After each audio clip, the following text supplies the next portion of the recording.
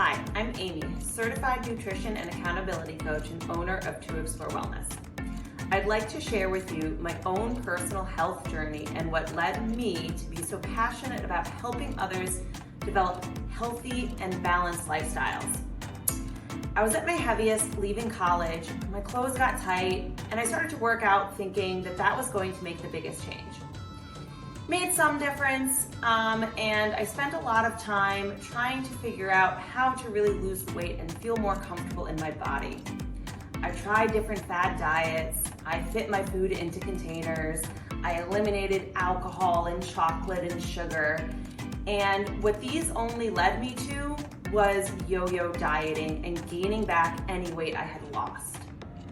It wasn't until I educated myself on how to eat properly and develop healthy habits to maintain my weight loss. I take into consideration all of these healthy habits when I work with clients because I know on my own journey how important they've been for me in order to maintain my weight. I've now maintained my weight for just around 3 years and I have never been happier.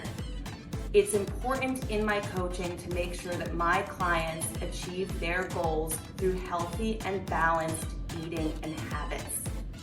I know that is going to make the biggest difference long-term in their journeys.